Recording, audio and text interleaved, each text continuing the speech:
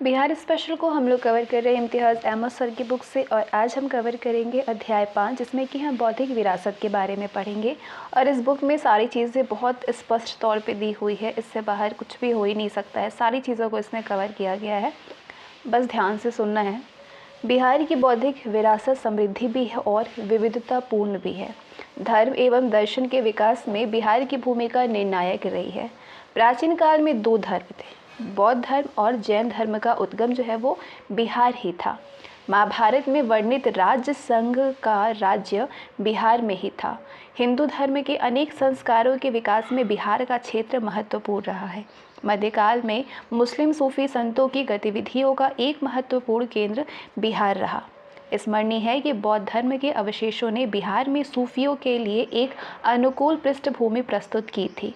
धार्मिक विचारों में संश्लेषण की प्रवृत्ति और धार्मिक जीवन में सद्भाव और सह अस्तित्व की परंपरा बिहार में हमेशा प्रबल रही है। मध्यकालीन भक्ति आंदोलन की समन्वयवादी दर्शन के प्रभाव भी बिहार में ही महसूस किए गए हैं। इसका सबसे महत्वपूर्ण उदाहरण दरियापंथी संप्रदाय के उद्भव और विकास में देखा जा सकता है। सिख धर्म के अंतिम गुरु श्री गोविंद सिंह जी का जन्म स्थान बिहार पटना में था। आधुनिक काल में हिंदू एवं मुस्लिम समाज में धर्म एवं समाज सुधार आंदोलनों के विभिन्न प्रयासों का प्रभाव बिहार में ही प्रस्तुत हुआ है। ईसाई धर्म के प्रचार प्रसार में भी प्रगति हुई है। शिक्षा का क्षेत्र में भी बिहार की विरासत गौरवशाली रही है। प्राचीन काल में बौद्ध शिक्षा के प्रमुख केंद्र और मध्यकाल में फारसी शिक्षा के महत्वपूर्ण केंद्र के रूप में बिहार की पहचान रही है। इसी काल में मिथिला का क्षेत्र संस्कृत विद्या और दर्शन के विकास का महत्वपूर्ण केंद्र रहा है। आधुनिक काल में पाश्चात्य शिक्षा की प्रगति भी बिहार में निर्णायक ढंग से हुई है। बिहार अनेक भाषाओं का क्षेत्र रहा है। इनमें कुछ भाषाएं देशव्यापी स्तर पर बोली जा रही है और कुछ का स्वरूप स्थानीय है। तो इस तरह से बिहार ने जहां स्थानीय भाषाओं और बोलियों के विकास में योगदान किया, वहीं पे देशव्यापी स्तर पर होने वाले भाषा और साहित्य के विकास से भी अछूता नहीं रहा है।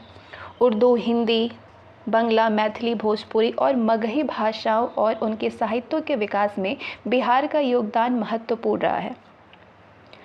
पत्रकारिता के क्षेत्र में भी बिहार की भूमिका महत्वपूर्ण रही है। अंग्रेजी के अतिरिक्त उर्दू और हिंदी पत्रकारिता का इतिहास बिहार में 125 वर्षों से अधिक समय पर फैला है और यहाँ से प्रकाशित होने वाले कई समाचार पत्रों और पत्रिकाओं का राष्ट्रीय स्तर चेतना के प्रसार में मूल्यवान योगदान रहा है। बिहार के इस समृद्ध बौद्धिक विरासत के कुछ पहलुओं पर इस अध्याय में चर्चा की गई है, जैसे कि धार्मिक जीवन। बिहार अनेक धर्मावलंबियों की भूमि है। यहाँ की आबादी में सबसे बड़ा वर्ग हिंदुओं का है, जो कि लगभग 83.2% है। इसके बाद मुसलमान हैं, जिसकी संख्या आबादी का लगभग 16.5% है। शेष में आपके ईसाई, बौद्ध, जैन और सिख संप्रदायों की आबादी शामिल है। बिहार में अनेक महत्वपूर्ण धार्मिक स्थल भी है। कुंडग्राम और पावापुरी जैनों के तीर्थ स्थल हैं, जो कि बोध गया का बौद्ध मतावलंबियों के लिए विशेष महत्व है। गया और देव हिंदुओं के लिए महत्वपूर्ण धार्मिक स्थल है, तो मनेर और बिहार शरीफ मुसलमानों के लिए पावन है। पटना साहिब का सिखों के लिए अत्यधिक महत्व है। अनेक अन्य तीर्थ स्थल बिहार में हैं। बिहार में हिंदू धर्म के अनुयायियों की संख्या सबसे अधिक है। हिंदू धर्म के अनेक पूजनीय स्थल गया, जनकपुर आदि बिहार में ही स्थित है। बौद्ध और जैन धर्म के उदय की पृष्ठभूमि 6ठी शताब्दी ईसा पूर्व में प्रस्तुत हुई। ये काल वैचारिक क्षेत्र में क्रांतिकारी परिवर्तनों का साक्षी रहा। यहाँ भी मगध बिहार ने नेतृत्व प्रदान किया था। इसी क्षेत्र में बौद्ध धर्म और जैन धर्म का अभ्युदय हुआ। वैदिक परंपरा इस समय की बदली हुई धार्मिक, सामाजिक और आर्थिक परिस्थितियों में एक विसंगति बन गई थी। उत्तर वैदिक काल से ही उपनिषदों के माध्यम से एक नया विचार प्रस्तुत किया जा रहा था, जो कि वैदिक धर्म कांड और ब्रह्म आडंबर, ब्राह्मणों के प्रभुत्व और बलि प्रथा के विरुद्ध था। ये नए विचार मगध और विदेह के क्षेत्र में विकसित हो रहे थे, जहां आर्यों का प्रभाव अभी पूरी तरह से स्थापित नहीं हुआ था और जहां इन नए विचारों की स्वीकृति के लिए उपयुक्त वातावरण था। इस बौद्धिक वातावरण के अतिरिक्त कुछ भौतिक कारणों से ने भी जैन और बौद्ध धर्म की उत्पत्ति में सहयोग किया था। उत्तर वैदिक काल में राजनीतिक परिवर्तनों के कारण बड़े राज्यों का उदय हो रहा था और धीरे धीरे शासन वर्ग की शक्ति में वृद्धि हो रही थी। तो इसलिए क्षत्रिय वर्ग समाज में असीम शक्ति एवं प्रतिष्ठा प्राप्त कर चुका था, जबकि ब्राह्मण वर्ग के प्रभाव में कमी आई थी। इसके अतिरिक्त आर्यों के पूर्वी भारत में बसने के बाद अनेक आर्थिक जीवन में भी परिवर्तन आ चुका था। बड़े राज्यों और नगरों के विकास तथा कृषि की उन्नति ने व्यापार एवं वाणिज्य का मार्ग प्रशस्त कर दिया था। समाज में वैश्य धर्म अधिक समुन्नत एवं समृद्ध हो चुका था। इस बदली हुई परिस्थिति को यानी समाज में ब्राह्मणों की तुलना में क्षत्रिय एवं वैश्य संप्रदायों के बढ़ते हुए प्रभावों को वैदिक धर्म एवं सामाजिक व्यवस्था में स्वीकृति नहीं मिल सकी थी। तो इसलिए ये वर्ग ब्राह्मणों का विरोध करने और समाज में अपनी प्रतिष्ठा बढ़ाने के लिए एक नए धार्मिक विचार का स्वागत करने को तैयार है। ये स्मरणीय है कि गौतम बुद्ध एवं महावीर दोनों ही क्षत्रिय कुल से संबंधित थे और उनकी अधिकांश अनुयायी वैश्य थे।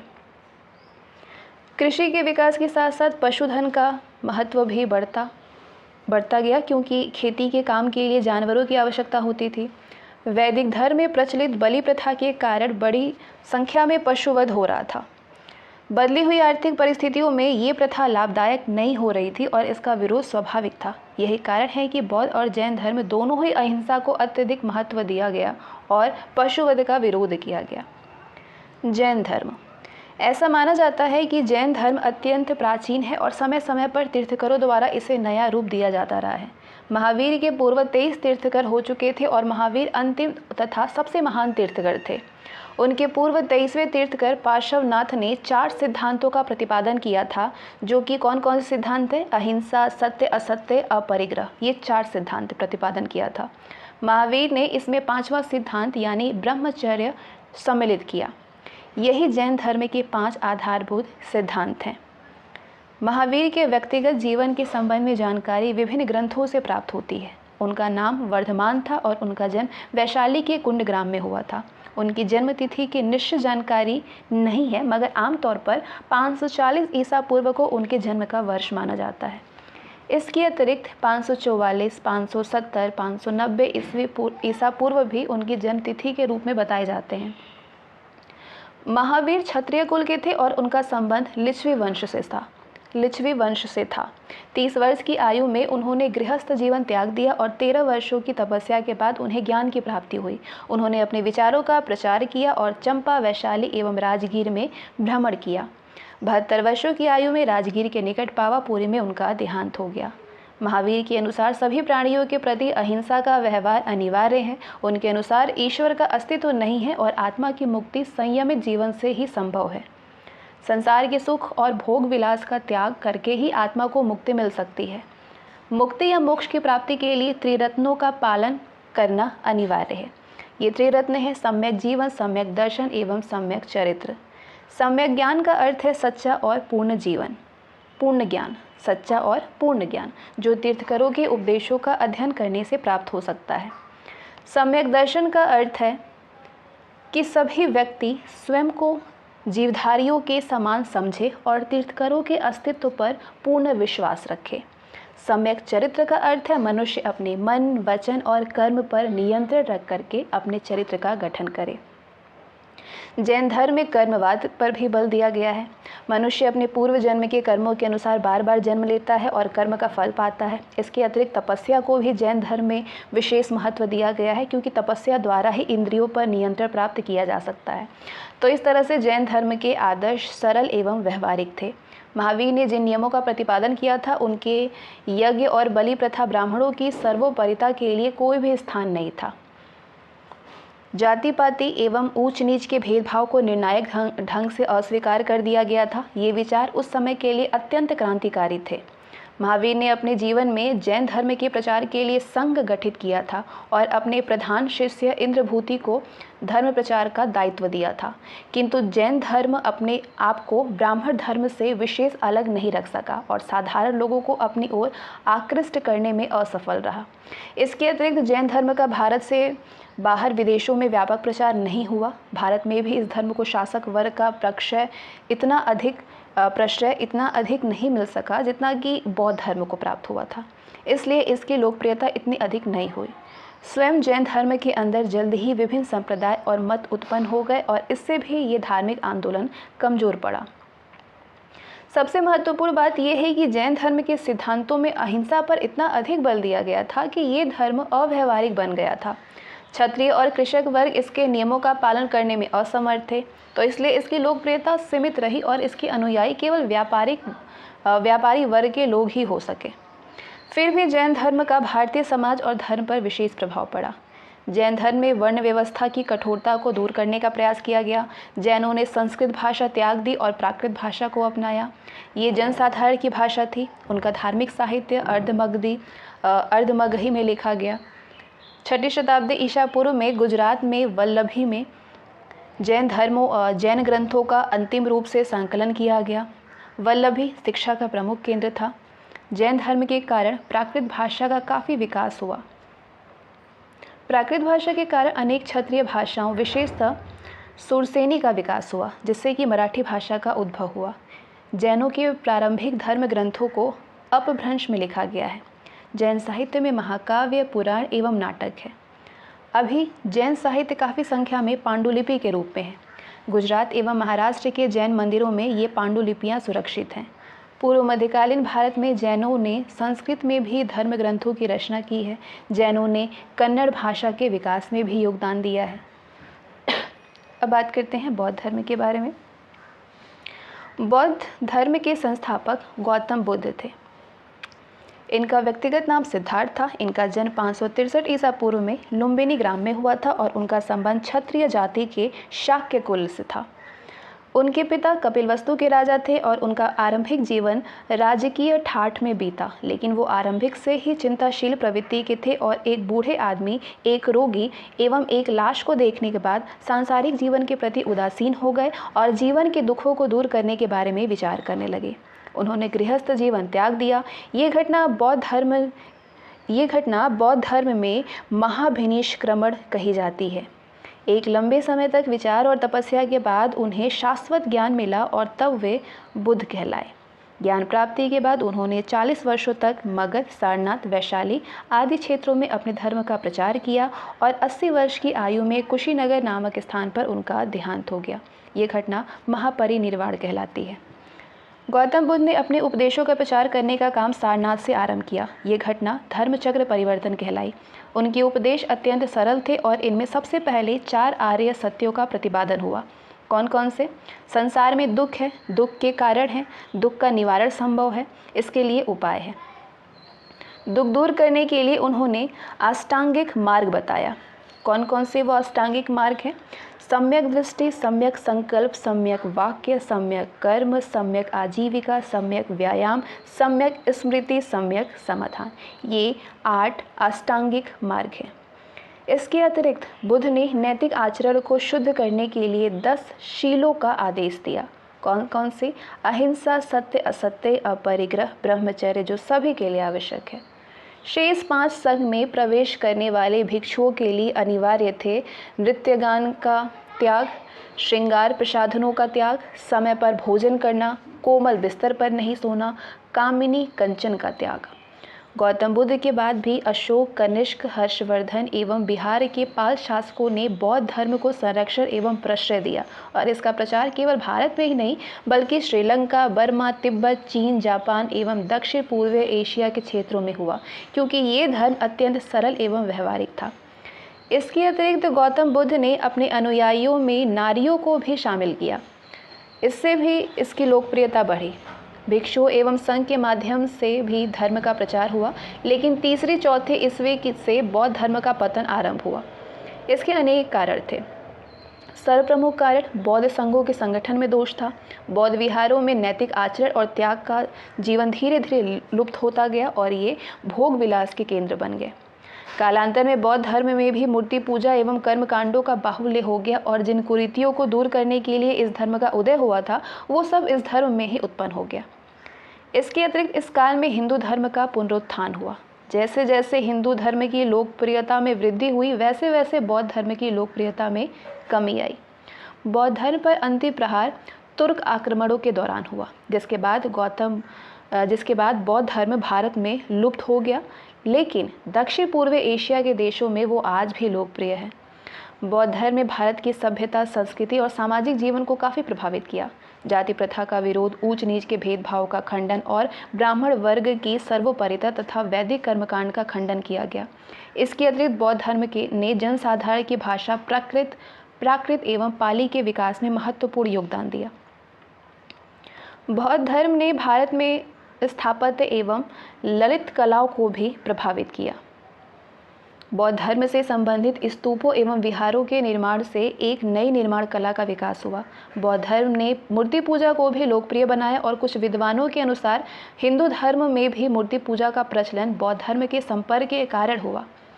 इन सब के अतिरिक्त बौद्ध धर्म ने पड़ोसी राज्यों के साथ भारत के संपर्क को बढ़ाने तथा भारतीय सभ्यता एवं संस्कृति के प्रचार में महत्वपूर्ण योगदान दिया। तो निष्कर्षतः ये कहा जा सकता है कि बौद्ध एवं जैन धर्म ने भारतीयों के समक्ष न केवल एक नया धार्मिक विचार प्रस्तुत किया, बल्कि प्राचीन भारत के सामाजिक एवं सांस्कृतिक जीवन में एक नया अध्याय भी जोड़ा। इस्लाम धर्म। बिहार में तुर्क सत्ता की स्थापना के पहले भी सूफियों का आगमन हो चुका था। मनेर में आकर के बसने वाले इमाम ताज फकी बिहार के पहले महत्वपूर्ण सूफी संत थे। इनके अतिरिक्त पटना के समीप पीर शहाबुद्दीन जगजोत, हाजीपुर के सैयद इब्राहिम चिश्ती और दक्षिण बिहार में शेख अली भी उल्लेखनीय है। बिहार में चिश्ती, कादरी, सोहरावर्दी, मदारी, फिरदौसी आदि सिलसिलों के संत सक्रिय थे, लेकिन सर्वाधिक लोकप्रियता फिरदौसी सिलसिले को प्राप्त रही। इसके सर्वश्रेष्ठ प्रतिनिधि संत मखदूम शरफुद्दीन मनेरी थे। इनका जन्म मनेर में 1290 ईस्वी में हुआ था। मनेर और सुनारगांव, जो कि बांग्लादेश में है, सुनारगांव तक यात्रा और ज्ञानार्जन करने के बाद वे राजगीर और बिहार शरीफ में तपस्या और धर्म प्रचार में लीन रहे। दरिद्र और पीड़ित वर्गों को सांत्वना और राहत देने के साथ साथ उन्होंने धार्मिक उदारता और सहिष्णुता एवं सद्भाव का उपदेश दिया। उनके उपदेशों की जानकारी उनके पत्रों के संकलन मकतूबाते सदी तथा उनकी रचनाओं आदाबुल मुरीदीन और मादनुल मानी के माध्यम से मिलती है। उनका निधन 1381 में बिहार शरीफ में हुआ। अन्य सूफियों द्वारा भी मध्यकालीन बिहार में न केवल इस्लाम धर्म के प्रचार और प्रसार में योगदान मिला, बल्कि सामाजिक जीवन में सम्मिश्रण की प्रक्रिया को बल मिला। धार्मिक सहिष्णुता, सामाजिक सद्भाव, मानव सेवा, शांति और बंधुत्व का इन्होंने उपदेश दिया और धर्मांधता, ऊंच नीच के भेदभाव आदि का विरोध किया। समन्वय की इस परंपरा के फलस्वरूप त्योहारों, दैनिक रहन सहन, सामाजिक रीति रिवाज और संस्कारों आदि के मामलों में हिंदू और मुसलमानों में व्यापक आदान प्रदान हुआ और दोनों संप्रदाय एक दूसरे के नज़दीक आए। समन्वय की इसी परंपरा का एक अनोखा उदाहरण दरियापंथी संप्रदाय के रूप में देखा जा सकता है। इसके संस्थापक दरिया साहेब एक संत कवि थे, जिनका जन्म एक मुसलमान दर्जी के परिवार में डुमरांव के निकट धरखंडा गाँव में जिला बक्सर में हुआ था। इन्होंने उदार और समन्वयवादी विचारों का प्रचार किया। किसी विशेष धर्म का प्रवर्तक तो उन्हें नहीं कहा जा सकता है, मगर उनके विचारों पर हिंदू धर्म और इस्लाम का मिला जुला प्रभाव देखा जा सकता है। उन्होंने ईश्वर को सत्य पुरुष कहा, जाति प्रथा और ब्रह्माडंबर का खंडन किया और अपने अनुयायियों को नैतिक आचरण की शुद्धता बनाए रखने का आदेश दिया। उनकी मृत्यु 1780 में हुई। 19वीं शताब्दी के आरंभ में दरियापंथी संप्रदाय की बिहार में लोकप्रियता बनी हुई थी। बुकानन के अनुसार इनकी संख्या 20,000 थी। इनके प्रधान टेकदास थे। धरखंडा में इनका मुख्य केंद्र था, जहां नवाब मीर कासिम द्वारा इन्हें 101 बिगहा कर मुक्त भूमि अनुदान में प्राप्त हुई थी। 101 बिगहा कर मुक्त भूमि अनुदान में प्राप्त हुई थी। समन्वयवादी विचारों से प्रेरित कुछ अन्य संप्रदाय भी बिहार में सक्रिय थे। बुकानन ने एक ऐसे ही संप्रदाय दादुरपंथियों की चर्चा भी की है। धार्मिक सहिष्णुता, सद्भाव और शांति की ये परंपरा बिहार में धार्मिक विरासत की सबसे आकर्षक विशेषता रही है। ईसाई धर्म। इसका बिहार में प्रचार सर्वप्रथम रोमन कैथोलिक पादरियों ने किया था। 1620 में जहांगीर के आदेश पर पटना में ईसाई चर्च संगठन की स्थापना हुई। बिहार के एक मुगल गवर्नर मुर्करब खान द्वारा ईसाई धर्म ग्रहण करने की चर्चा भी मिलती है। 18वीं शताब्दी के आरंभ में 1707 में 2 पादरी फादर डोमिनिक और फादर फ्रांसिस ने पटना से तिब्बत और नेपाल की यात्रा की और वहाँ पे धर्म प्रचार के प्रयास किए। 1713 में पटना सिटी में ईसाइयों का पहला चर्च निर्मित हुआ। अभी भी ये इमारत और इसके पास के इलाकों को पादरी की हवेली कहते हैं। ईसाई धर्म के प्रचार के लिए अधिक संगठित और सुनियोजित ढंग से काम 1846 के बाद आरंभ हुआ, जब अंस्टेशियस हार्टमैन नाम पादरी को इस काम के लिए पटना में पदस्थापित किया गया। पटना के साथ साथ बेतिया, मुंगेर, भागलपुर और पूर्णिया में ऐसे प्रयास जल्द आरंभ हुए। कैथोलिक संप्रदाय के अलावा प्रोटेस्टेंट, मेथोडिस्ट और अन्य ईसाई संप्रदाय भी बिहार में लोकप्रिय हुए। इस संप्रदायों से संबद्ध अनेक मिशन और चर्च संगठन सक्रिय रहे। इनके माध्यम से पाश्चात्य शिक्षा के प्रचार प्रसार में भी योगदान हुआ। स्कूल और स्वास्थ्य सेवाओं में इन संगठनों की स्वैच्छिक सेवाएं प्रशंसनीय रही है। सिख धर्म, इसका संबंध भी बिहार में बहुत पुराना है। बिहार से गुरु नानक के द्वारा गया, राजगीर, पटना, मुंगेर, भागलपुर, कहलगांव आदि की यात्रा करते हुए राजमहल जाने की चर्चा उनकी जीवनी लिखने वाले अनेक विद्वानों ने की है। गुरु ने इन क्षेत्रों में धर्म प्रचार भी किया और शिष्य बनाए। पुनः सिखों के नवे गुरु श्री तेग बहादुर का बिहार में आगमन 17वीं शताब्दी के उत्तरार्ध में हुआ था। वे सहसराम और गया से होते हुए पटना आए। उस समय तक पटना में अनेक शिष्य थे और गुरु के अनुयायियों ने उनका भव्य स्वागत किया। गुरु के पटना निवास के दिनों में ही उन्हें आसाम की ओर प्रस्थान करना पड़ा, जहाँ पे उन्हें सम्राट औरंगजेब के राजपूत सेनापति को सहायता देनी थी। पटना से प्रस्थान के समय में वो अपनी पत्नी गुजरी देवी को भाई कृपाल चंद्र के संरक्षण में छोड़ गए। यही पटना में 26 दिसंबर 1966 को गुरु गोविंद सिंह का जन्म हुआ। लगभग 4.5 वर्ष की आयु में बाल गुरु ने पटना का नगर छोड़ करके अपने पिता के आदेश पर पंजाब में आनंदपुर चले गए। गुरु पद ग्रहण करने के बाद उन्होंने अपने मसनद, जो कि धार्मिक प्रतिनिधि है, मसनद बिहार के क्षेत्र में भेजे। आगे चल करके गुरु ने मसनद व्यवस्था का अंत भी कर दिया। 1708 में गुरु के निधन के बाद उनकी पत्नी माता साहिब देवी के प्रति भी बिहार के सिखों ने सदैव सहयोग किया। 1717 से 1730 के बीच इन अनुयायियों ने उनकी सेवा में धन और अन्य सहयोग सामग्री भेजने की नियमित व्यवस्था की। पटना में गुरु गोविंद सिंह का जन्म स्थान सिखों के अत्यंत महत्वपूर्ण धार्मिक स्थलों में से एक है।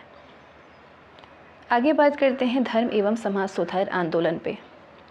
19वीं शताब्दी के धर्म एवं समाज सुधार आंदोलनों का प्रभाव बिहार के क्षेत्र में भी व्यापक रूप से महसूस किया गया। स्मरणीय है कि इस नई चेतना के विकास में बंगाल की भूमिका अग्रणी रही है और बिहार उस समय बंगाल का ही अंग था। बिहार का प्रभावित होना स्वाभाविक था। हिंदू समाज में नवजागरण लाने में ब्रह्म समाज, Arya Samaj, Ramakrishna mission, theosophical society आदि का योगदान महत्वपूर्ण रहा है। तो इन सारे ब्रह्म समाज, आर्य समाज, थियोसॉफिकल सोसाइटी सारे के बारे में हम लोग पढ़ेंगे। सबसे पहले बात करते हैं ब्रह्म समाज, जिसके संस्थापक राजा राम मोहन राय का बिहार से ही संबंध रहा था। उनके सहयोगियों में केशव चंद्र सेन की प्रेरणा से पटना और गया में ब्रह्म समाज की शाखाएं खोली गई। डॉक्टर कृष्णनंदन घोष द्वारा भागलपुर में 1866 में ब्रह्म समाज की शाखा स्थापित की गई। बिहार में ये पहली शाखा थी, मगर जल्द ही पटना, मुंगेर, जमालपुर और अन्य नगरों में भी इसकी शाखाएं खुली। हिंदू धर्म को अंधविश्वास से मुक्त कराने और नैतिक आचरण एवं एकेश्वरवादी विश्वास पर बल देने में इस आंदोलन का मुख्य योगदान रहा। समाज सुधार और शिक्षा के क्षेत्र में भी प्रगति लाने में इसकी भूमिका रही। बिहार में इसके प्रमुख नेताओं में गुरु प्रसाद सेन, प्रकाश चंद्र राय, हरिसुंदर बोस, निवारण चंद्र मुखर्जी और अघोर कामिनी देवी के नाम शामिल हैं। आर्य समाज की स्थापना के पश्चात स्वामी दयानंद सरस्वती ने भी बिहार की यात्रा की थी। पटना, मुंगेर, भागलपुर और छपरा उनकी यात्रा क्रम में शामिल थे। बिहार में पहला आर्य समाज मंदिर 1885 में दानापुर में स्थापित हुआ। आरा, पटना, सिवान, मुजफ्फरपुर, मोतिहारी और भागलपुर आदि नगरों में इसकी शाखाएं स्थापित हुई। शिक्षा और समाज सुधार के क्षेत्र में इस आंदोलन का प्रमुख योगदान रहा। जाति प्रथा और अनावश्यक कर्मकांडों का विरोध करने के साथ महिलाओं के उद्धार और शिक्षा के विकास पर इस आंदोलन ने विशेष ध्यान दिया। सबसे बढ़कर के इसने राष्ट्रीय चेतना को पल्लवित करने और स्वतंत्रता संग्राम में भाग लेने के लिए युवकों को प्रेरित करने का काम किया। इसके प्रमुख बिहारी नेताओं में बालकृष्ण सहाय, पंडित अयोध्या प्रसाद, डॉक्टर केशव देव शास्त्री, भवानी दयाल सन्यासी आदि के नाम आते हैं। आर्य समाज द्वारा शुद्धि आंदोलन, गोरक्षा समिति आदि के प्रसार में सांप्रदायिक वैमनस्य भी बना। रामकृष्ण मिशन, रामकृष्ण मिशन का भी बिहार में प्रभाव रहा। रामकृष्ण परमहंस द्वारा 1868 में और स्वामी विवेकानंद द्वारा 1866, 1819 और 1920 में बिहार की यात्रा की गई थी। 1920 में पहली बार रामकृष्ण मिशन की शाखा बिहार में जमशेदपुर, जो कि अब झारखंड राज्य में है, जमशेदपुर में स्थापित हुई थी। पटना में इसकी शाखा 1922 में खुली। आध्यात्म और शिक्षा के प्रचार में इस संस्था का महत्वपूर्ण योगदान रहा। बिहार में इनके प्रमुख नेताओं में जतेंद्र नाथ मुखर्जी और डॉक्टर राजेश्वर ओझा के नाम उल्लेखनीय है। थियोसोफिकल सोसाइटी, इस सोसाइटी के संस्थापकों में कर्नल ऑलकॉट और एनी बेसेंट ने 1894 में बिहार की यात्रा की थी। उस समय पटना में ये आंदोलन पल्लवित हो रहा था। अगले एक दशक तक इसकी शाखाएं भागलपुर, गया, आरा, दरभंगा, मुजफ्फरपुर, मोतिहारी आदि में संगठित हो चुकी थी। इसके प्रमुख नेताओं में मधुसूदन प्रसाद, सरफराज हुसैन खां और पूर्णेंदु नारायण सिन्हा थे। इनमें श्री सिन्हा एक दशक तक थियोसोफिकल सोसाइटी ऑफ इंडिया के महासचिव भी रहे थे। श्री सिन्हा, इस संस्था ने धार्मिक समन्वय, सांप्रदायिक भाईचारे और अध्यात्म के विकास में योगदान दिया। होम रूल आंदोलन के माध्यम से श्रीमती एनी बेसेंट ने स्वतंत्रता संग्राम को भी नई प्रेरणा प्रदान की, जिसका प्रभाव देश में और बिहार में भी महसूस हुआ। बिहार के मुसलमानों में भी धर्म और समाज सुधार के प्रयास हुए। 19वीं शताब्दी के उत्तरार्ध में बहावियों के माध्यम से ये प्रयास आरंभ हुआ। इनका मुख्य केंद्र पटना में था। इन्होंने इस्लाम धर्म के मूल उपदेशों पर आचरण का आह्वान किया और धर्म में बिदअत अथवा विकार का विरोध किया। इस उद्देश्य से उन्होंने शैक्षिक संस्थाएं संगठित की, जहां पे पारंपरिक इस्लामी शिक्षा प्रदान की जाती थी। ऐसी संस्थाओं में पटना का मदरसा इस्लाहुल मुस्लिमीन 1890-91 में मौलाना अब्दुल रहीम द्वारा सबसे पहले स्थापित किया गया। स्वतंत्रता आंदोलन के क्रम में बिहारी मुसलमानों ने भी राष्ट्रीय चेतना जागृत हुई। 1917 में मौलाना मोहम्मद सज्जाद ने बिहार में जमीयतुल उलेमाए हिंद की शाखा संगठित की। खिलाफत और असहयोग आंदोलनों के दौरान बिहार के मुसलमानों की एक अत्यंत महत्वपूर्ण संस्था इमारत शरिया के रूप में 1921 में स्थापित हुई। इसके भी संस्थापक मौलाना मोहम्मद सज्जाद थे और इसका मुख्यालय पटना के निकट फुलवारी शरीफ में स्थित था। इसके द्वारा मुस्लिम संप्रदाय के धार्मिक और सामाजिक कार्यों को संचालित करने और सुनियोजित करने के प्रयास किए गए। ये संस्था आज भी कार्यरत है और इसके अधिकार क्षेत्र में उड़ीसा और बंगाल भी शामिल है। शिक्षा, बौद्ध शिक्षा केंद्र प्राचीन काल से ही बिहार विद्या का प्रसिद्ध केंद्र रहा है। बौद्ध धर्म से संबंधित शिक्षा के अनेक केंद्र बिहार में विकसित हुए हैं। इनमें सबसे महत्वपूर्ण नालंदा महाविहार था। इसकी स्थापना कुमारगुप्त द्वारा की गई थी। हर्षवर्धन और धर्मपाल ने इसे प्रश्रय और अनुदान दिया।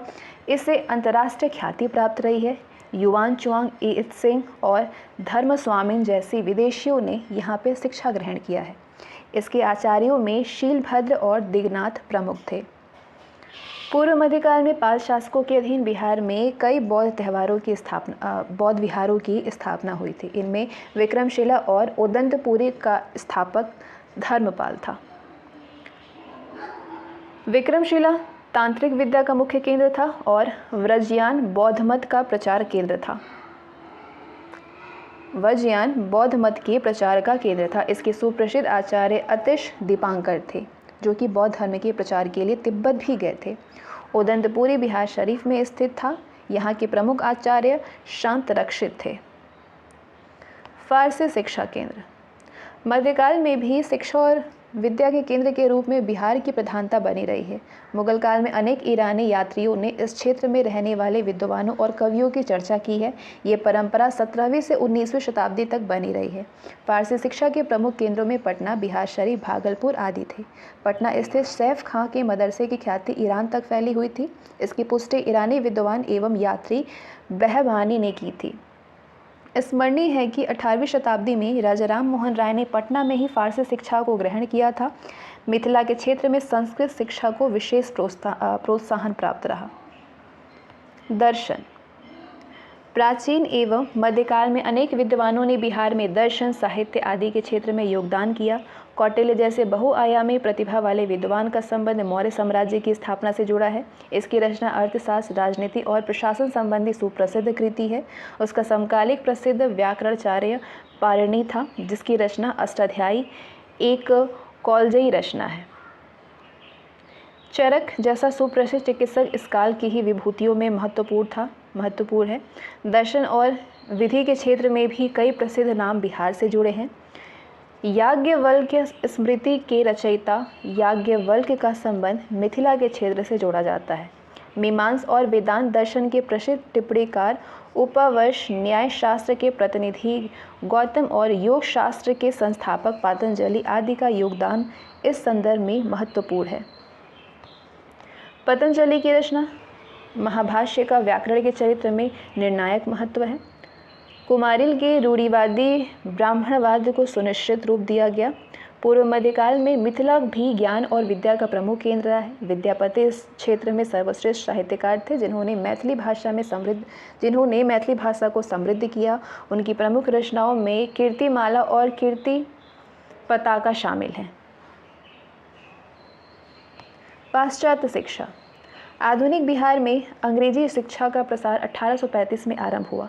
Governor general Lord William Bentinck के काल में 1833 के चार्टर एक्ट के अंतर्गत लॉर्ड मैकाले ने शिक्षा की जो योजना प्रस्तुत की थी, उसमें पाश्चात्य शिक्षा के प्रसार के ही उपायों की बात कही गई थी।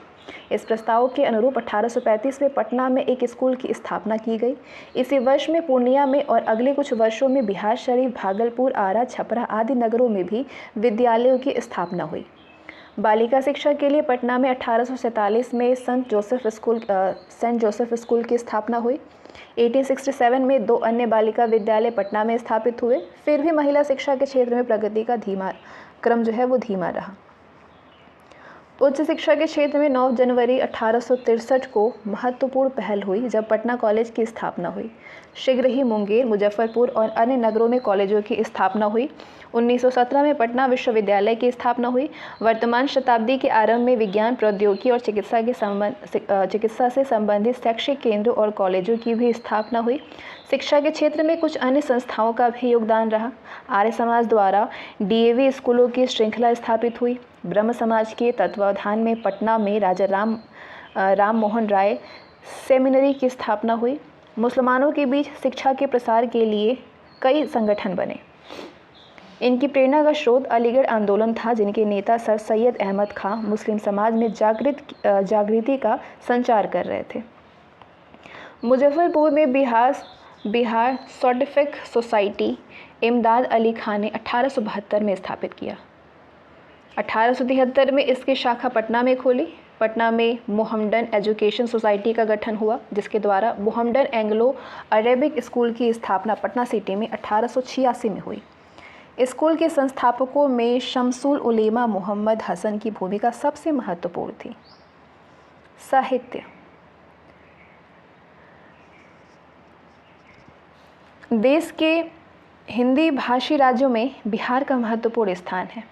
इस क्षेत्र में हिंदी की उत्पत्ति मगधी अपभ्रंश से हुई है, जिसके आरंभिक उदाहरण चर्यापदों के रूप में देखे जा सकते हैं।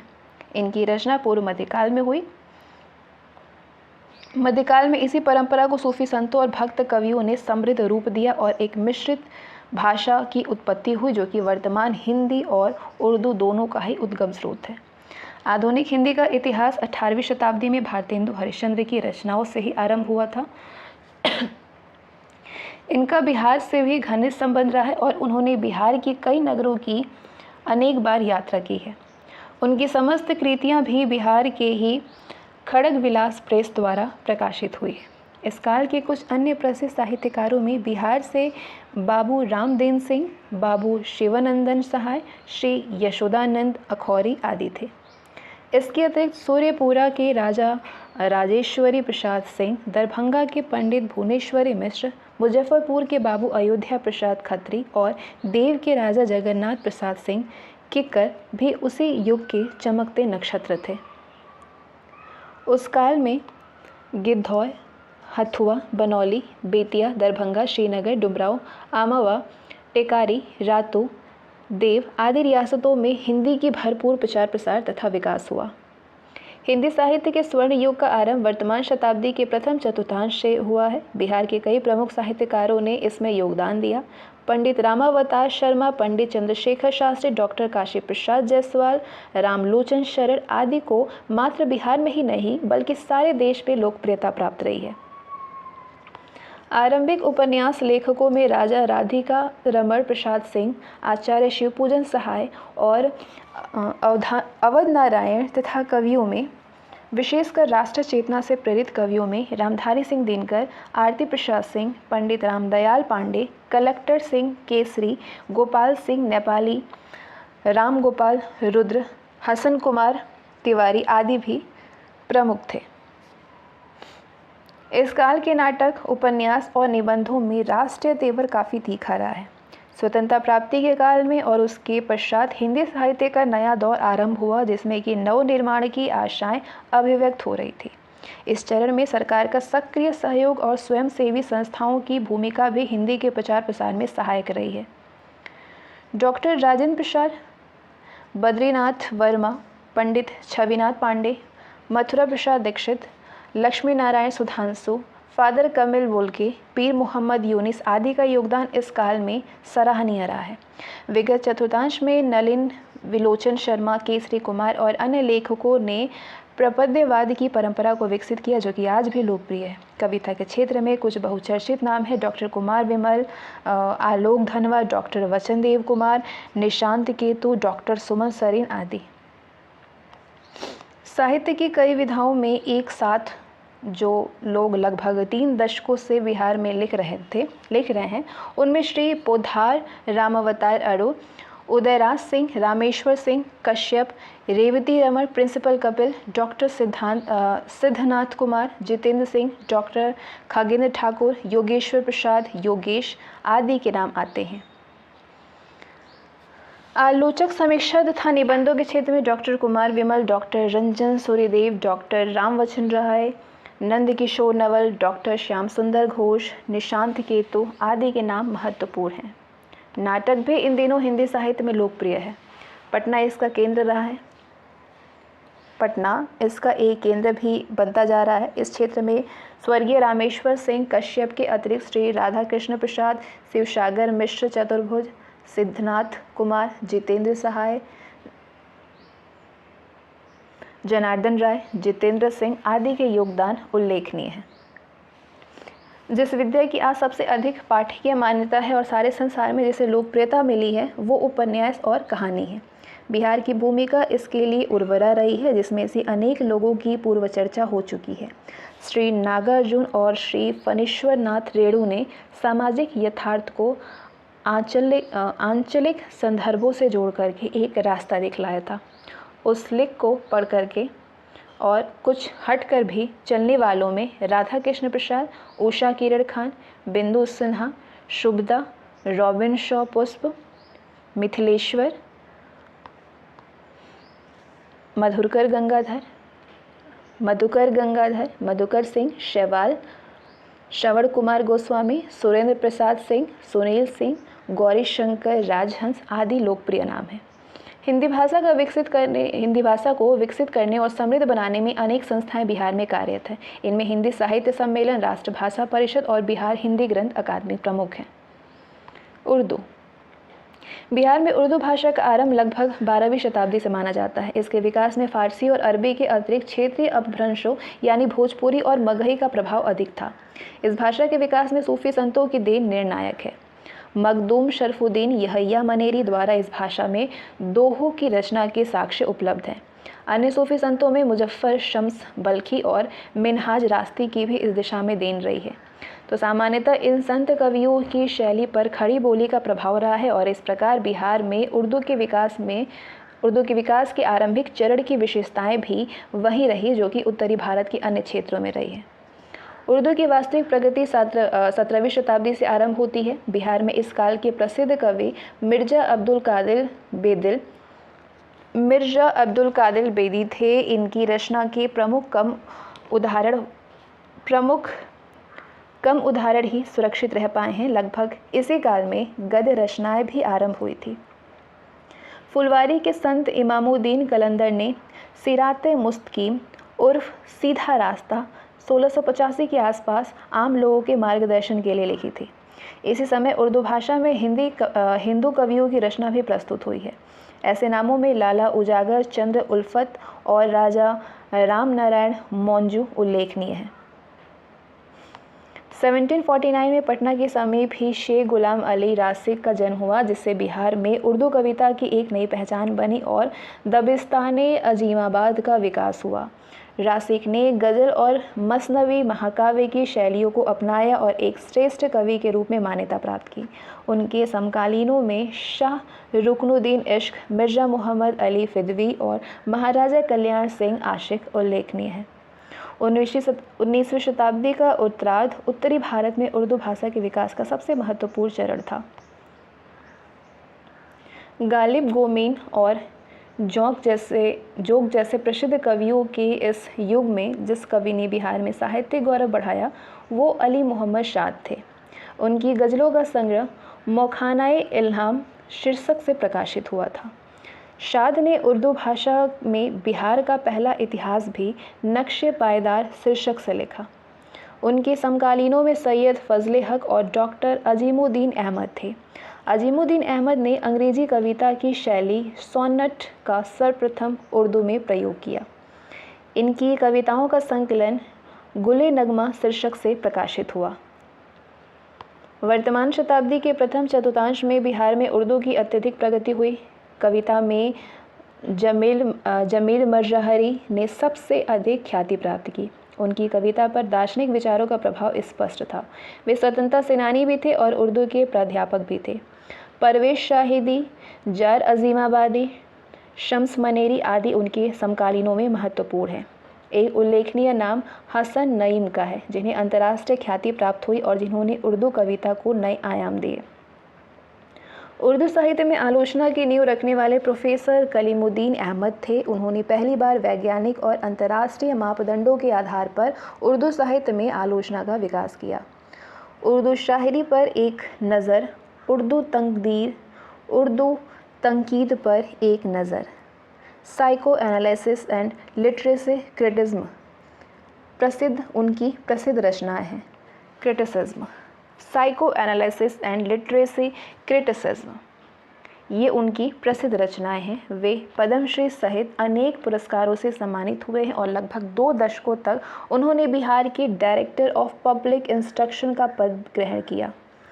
उर्दू में शोध के वैज्ञानिक आधार पर विकसित करने का श्रेय काजी अब्दुल वदू को दिया जाता है। ये एक नई परंपरा के जनक थे और इससे भारतव्यापी स्तर पर शोधकर्ताओं की एक पीढ़ी प्रभावित हुई। अफसाना, जो कि लघु कथा है, अफसाना की शैली में इस काल में सुहैल अजीमाबादी विख्यात रहे हैं। वो स्वतंत्रता सेनानी थे और उनका संबंध प्रगतिशील लेखक संघ से है। बिहार में प्रगतिशील साहित्य के प्रसार में उनकी देन रही है। उनके प्रसिद्ध संग्रहों के अलावा 4 चेहरे और नए पुराने शामिल हैं। एक अन्य प्रसिद्ध नाम प्रोफेसर अख्तर औरेनवी का रहा है। गयास अहमद गद्दी ने अफसानों में एक नई परंपरा आरंभ की। उनकी कहानी बाबा लोग अत्यंत प्रसिद्ध हुई। समकालीन साहित्यकारों में विख्यात कवि कलीम आज़ीज़ ने उर्दू शायरी का एक नया रंग प्रदान किया। उन्हें पद्मश्री से सम्मानित किया गया। अब्दुस अहमद के उपन्यास 2 गज ज़मीन को साहित्य अकादमी पुरस्कार प्राप्त हुआ। रज़ा नकवी वाही ने हास्य रस की कविता को एक सम्मानपूर्वक स्थान प्रदान किया। कहानीकारों में रिजवान अहमद, शौकत हयात, शफ़ी जावेद प्रमुख हैं। कवियों में ज़हीर सिद्दीकी, सुल्तान अख्तर, सिद्दीकी मुजीबी विख्यात हैं। गद्य लेखकों में प्रोफेसर वहाब अशरफी, डॉक्टर लुत्फ़ुर रहमान आदि प्रमुख हैं। 1984 में उर्दू को बिहार में द्वितीय राजभाषा का स्थान प्राप्त हुआ। बिहार सरकार ने उर्दू अकादमी का गठन कर भी उर्दू साहित्य के विकास का मार्ग प्रशस्त किया है। अब आते हैं बंगला पे। बिहार में बंगला भाषा और साहित्य का भी उल्लेखनीय प्रगति हुई है। इस प्रगति का क्रम 18वीं शताब्दी से ही आरंभ हुआ और इसके मुख्य केंद्र पटना और भागलपुर थे। आरंभिक चरण में काव्य रचनाओं की प्रधानता रही है।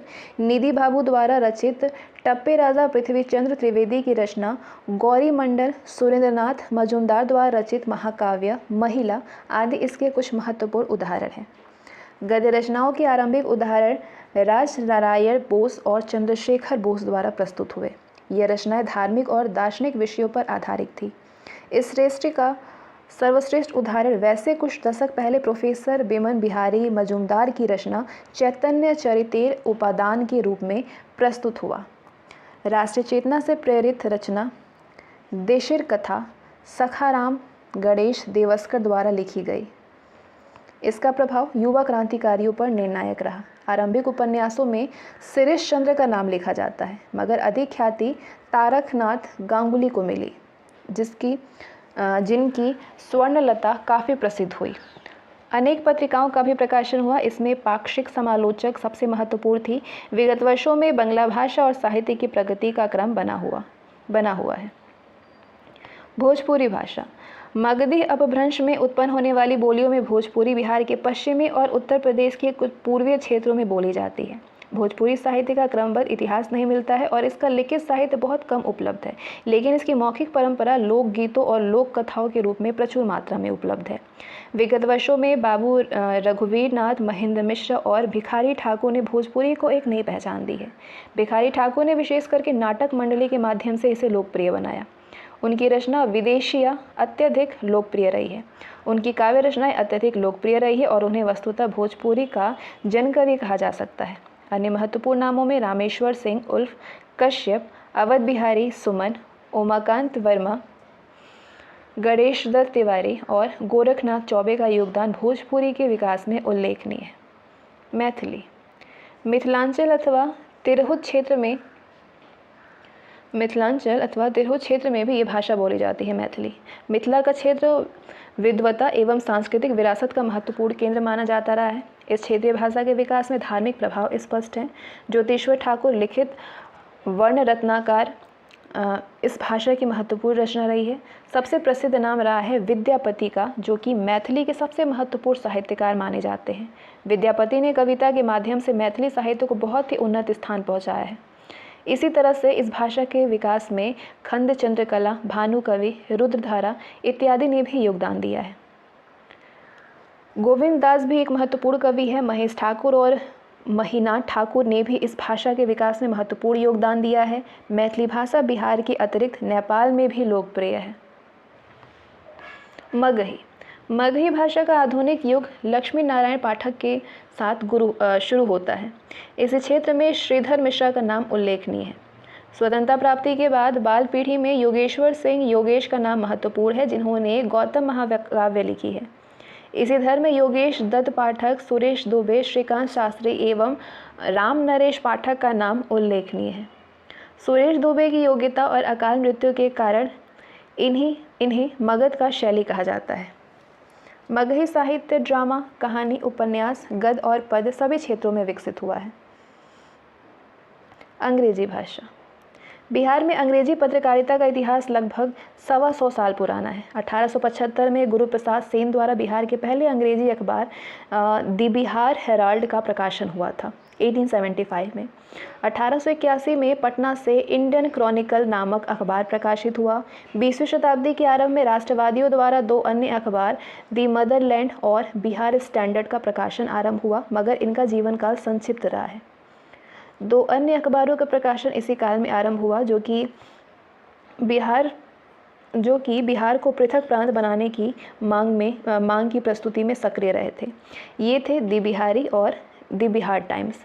बिहार टाइम्स की स्थापना पटना में 1903 में साप्ताहिक के रूप में हुआ था, ध्यान रखिएगा। 1906 में इसे भागलपुर से प्रकाशित होने वाले बिहार न्यूज़ के साथ में जोड़ करके द बिहारी का नया नाम दिया गया, बिहार न्यूज़ को दी बिहारी। 1912 में ये एक दैनिक में परिवर्तित हो गया। 1917 में इसका प्रकाशन बंद हो गया। इसका स्थान दी सर्चलाइट ने लिया, जो कि 15 जुलाई 1918 से प्रकाशित होने लगा। इसके पहले संपादक सैयद हैदर हुसैन थे। 1930 में इसे एक दैनिक का रूप प्राप्त हो गया। सविनय अवज्ञा और भारत छोड़ो आंदोलन के क्रम में राष्ट्रवादियों के प्रवक्ता के रूप में सर्च लाइट ने महत्वपूर्ण भूमिका निभाई। 1985 में इसका प्रकाशन बंद हो गया और इसका स्थान हिंदुस्तान टाइम्स के पटना संस्करण ने ले लिया। असहयोग आंदोलन के दौरान देशभूषण मौलाना मजहरुल हक ने पटना से द मदरलैंड का प्रकाशन आरंभ किया। सरकार की कड़ी आलोचना के कारण इस समाचार पत्र में अनेक बार मुकदमे चलाए गए और शीघ्र इसका प्रकाशन रोक दिया गया। 1924 में मोहम्मद यूनुस जो कि बिहार के पहले भारतीय मुख्यमंत्री भी हुए, द पटना टाइम्स का प्रकाशन आरंभ किया, जो कि 1944 तक प्रकाशित होता रहा। 1931 में दरभंगा के महाराजा कामेश्वर सिंह ने द इंडियन नेशन की स्थापना की। पटना से प्रकाशित होने वाला ये समाचार पत्र विभिन्न कारणों से बीच में कई बार बंद भी हुआ था।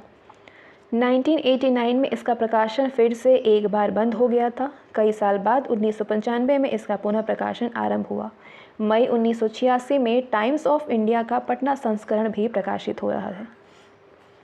हिंदी भाषा। हिंदी पत्रकारिता की प्रगति बिहार में धीमी गति से हुई। पहला हिंदी समाचार बिहार बंधु था, जो कि 1874 में पटना से प्रकाशित हुआ। इसकी स्थापना 2 वर्ष पूर्व ही कलकत्ता में हुई थी। 1925 में ये बंद हो गया। पहला हिंदी दैनिक सर्वहितैषी के नाम से 1890 में पटना से प्रकाशित हुआ। 1913 में एक अन्य दैनिक हिंदी बिहारी का प्रकाशन भी आरंभ हुआ, मगर इन सबको विशेष लोकप्रियता प्राप्त नहीं हो सकी। विगत अर्ध शताब्दी में ही बिहार में हिंदी समाचार पत्रों के प्रसार में वृद्धि हुई। 1941 में आर्यव्रत का प्रकाशन इंडियन नेशन के सह प्रकाशन के रूप में आरंभ हुआ। 1947 में सर्चलाइट का सह प्रकाशन प्रदीप आरंभ हुआ। आर्यव्रत का पुनः प्रकाशन इंडियन नेशन के साथ ही 1995 से हो रहा है, मगर प्रदीप का प्रकाशन 1986 में बंद हो गया। इसका स्थान हिंदुस्तान के पटना संस्करण ने ले लिया। 1986 में नवभारत टाइम्स के पटना संस्करण का प्रकाशन भी आरंभ हुआ, मगर 1995 में ये बंद हो गया। हिंदी के कुछ अन्य समाचार पत्रों में जनशक्ति, आज, प्रभात खबर, दैनिक जागरण, राष्ट्रीय सहारा, सनमार्ग आदि के नाम से लिखे जा सकते हैं। उर्दू।